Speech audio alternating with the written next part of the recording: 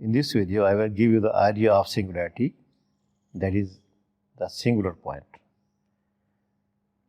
A point at which the function f of z is not analytic is known as singular point or the singularity of the function.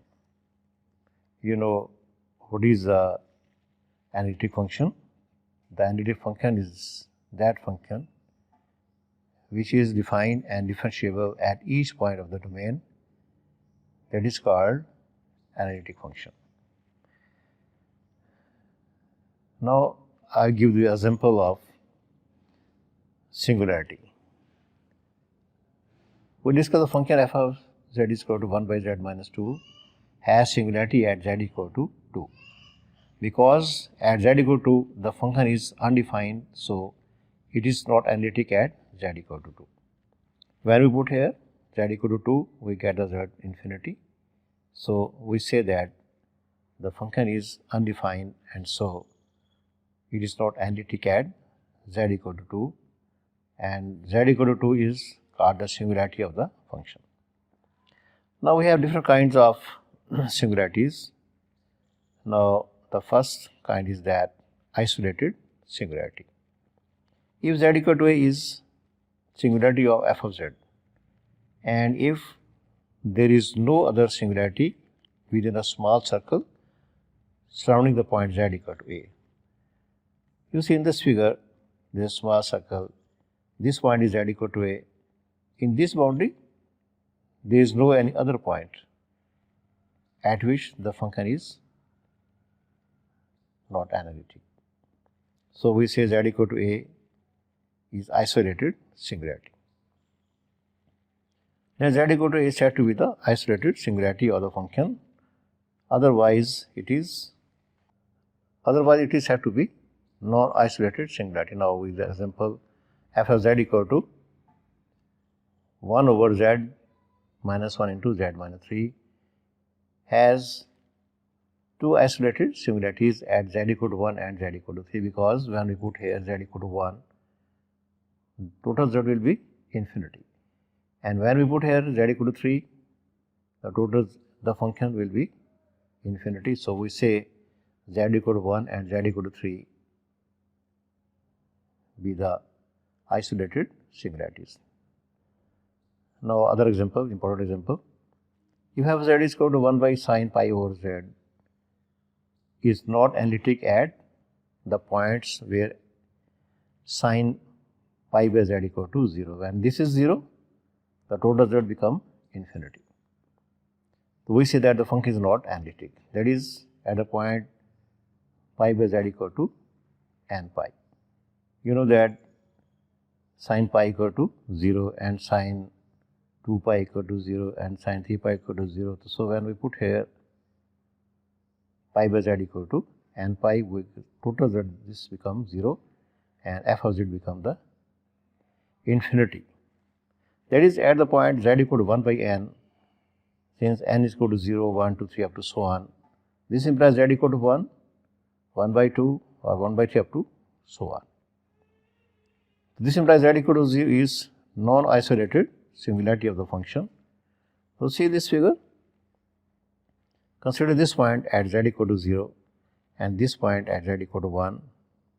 Between this interval, we see all the points are less or equal to 1 and greater equal to 0. So they are neighboring point, very near point to z equal to 0. At all the points which are less than 1 and greater than 0, we get the z infinity. So we say that the function 1 over sine pi over z, because the neighborhood of z equal to 0 has number of other singularities z equal to 1 by n, where n is very large. Here in this interval there are very, very large points. So we say that this function has non-isolated singularity. Now there is other type of singularity that is called essential singularity. If the number of terms of the negative power of an expansion of f of z This is special function f of z equal to a naught plus a1 z minus a plus a2 z minus a square plus up to b1 over z minus a plus b2 over z minus a square plus b3 over z minus a cube up to bm over z minus a m plus bm plus 1 over z minus a m plus 1 up to so on. This equation 1 is infinite. This function has infinite terms, then z equal to a is called the essential singularity of the function f of z. Now, the example of essential singularity is f of z equal to cot z square, since f of z is infinity at z equal to 0.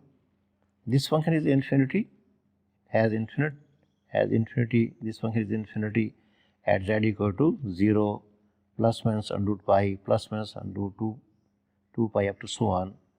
So, it has an essential singularity. This function has infinite terms at which the function is not analytic.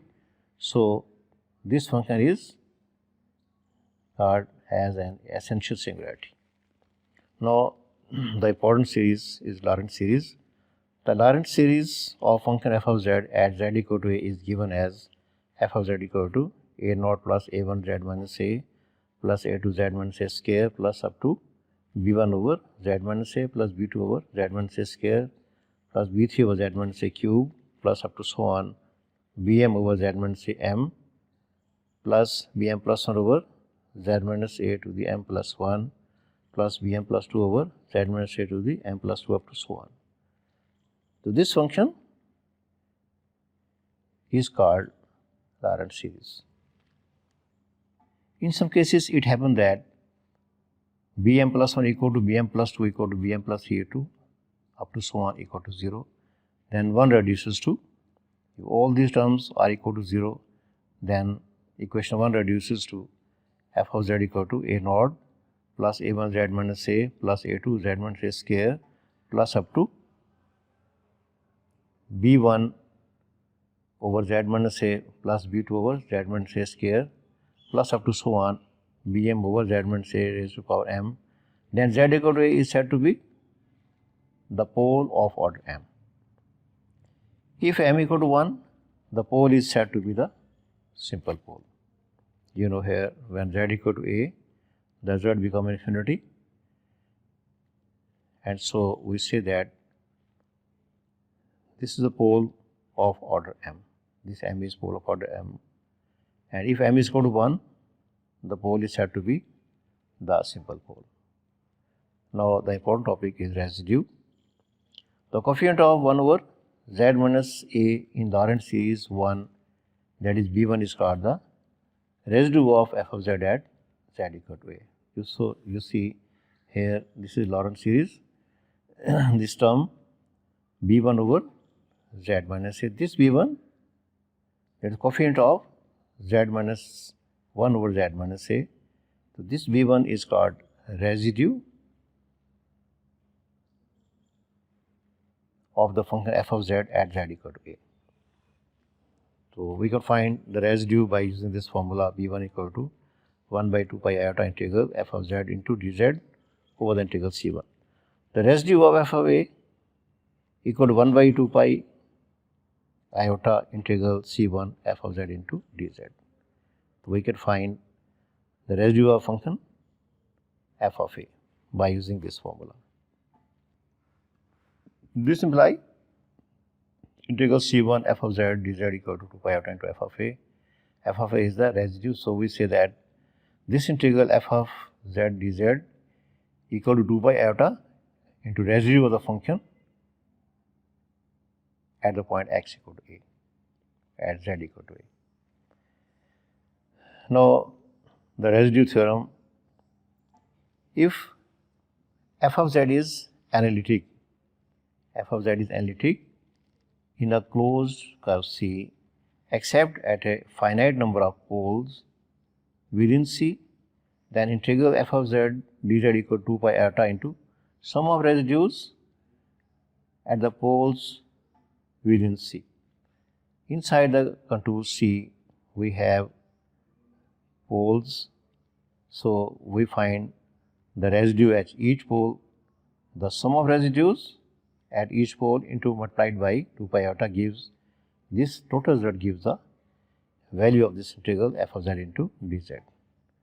So this is the definition of pole. What is the pole? If limit z approach to a f of z equal to infinity, then f of z is said to have pole at z equal to a. So when z approach to a, f of z equal to infinity, then z equal to a is called the pole. Now the method of finding the residue. How we find the residue? Residue at simple pole.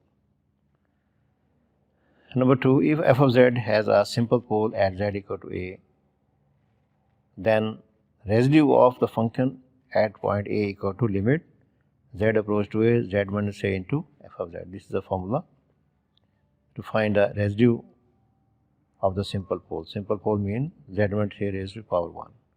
So that is called the simple pole. This is the formula to find the simple pole of the function. If this result is not valid, then we use the third method. Third method, if f of z is of the form phi of z over psi of z. This is the function phi of z and this is over psi of z, where psi of a equal to 0 and phi of a is not 0, and this term is becomes 0 and the phi of a is not 0. Then residue of the function at z equal to a is equal to phi of a over psi dash a. We differentiate the denominator. If this term is 0 when we put here z equal to a, if this psi of a becomes 0, so to find the residue of the function at z equal to a, we differentiate this term and then we put the value of z equal to a. Number 4 formula, residue at a pole of order n. If f of z has a pole of order n, then at z equal to a, then residue of the function at z equal to 1 by n minus 1 factorial, n minus 1 derivative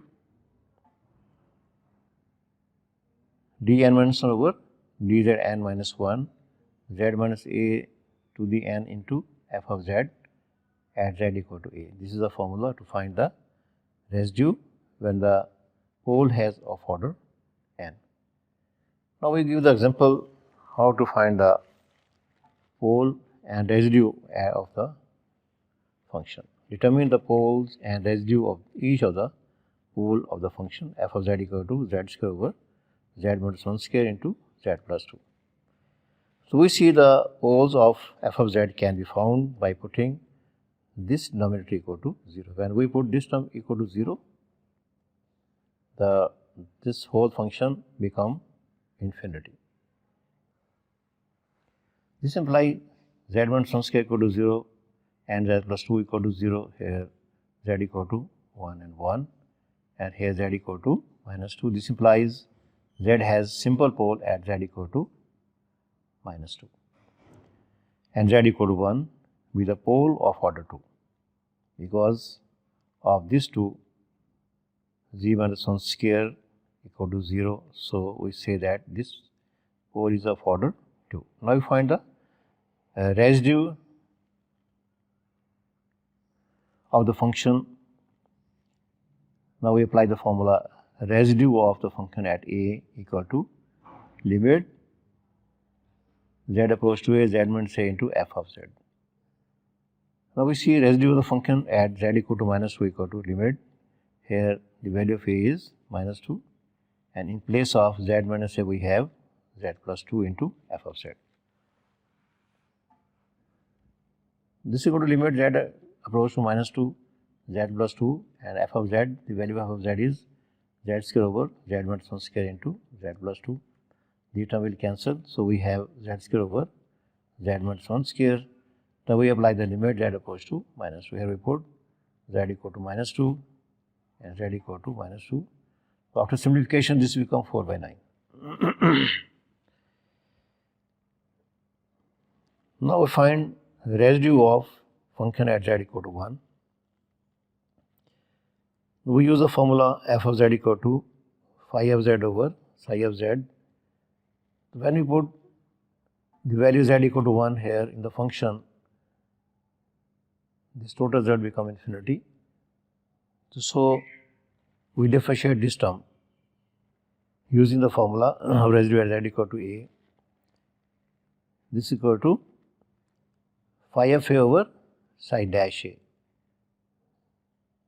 Because at psi of 1 equal to 0, so we differentiate this term phi of a over psi dash a. Use a formula to find residue at z equal to a 1 by n minus 1 factorial dn minus 1 over dz n minus 1 z minus a to the n into f of z at z equal to a. Here we have at z equal to 1 has order 2. At z equal to 1 has order 2. So therefore, n equal to 2 and a equal to 1. So we here put n equal to 2 in this formula and a equal to 1. So we see that this become 1 by 2 minus 1 factorial d2 minus 1 over dz 2 minus 1 z minus 1 square, and the value of f of z is z square over z minus 1 square into z plus 2. Now this become 1 minus 2 minus 1 is 1 factorial, this is 1. This become d over dz, and after cancellation this term z square by z plus 2.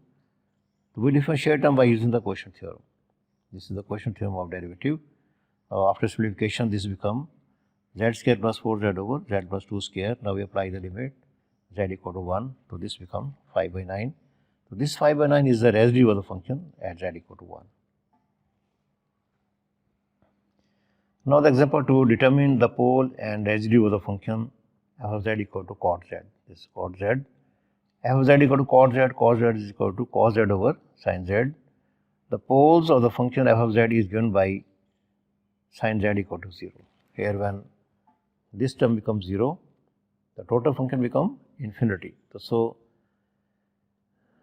the function f of z has pole when sin z equal to 0, and when z equal to n pi, we get the result 0. So the value of z is equal to n pi, where n is equal to 0, plus minus 1, plus minus 2, plus minus 3 up to so on. As all these values of n, we get sin z equal to 0.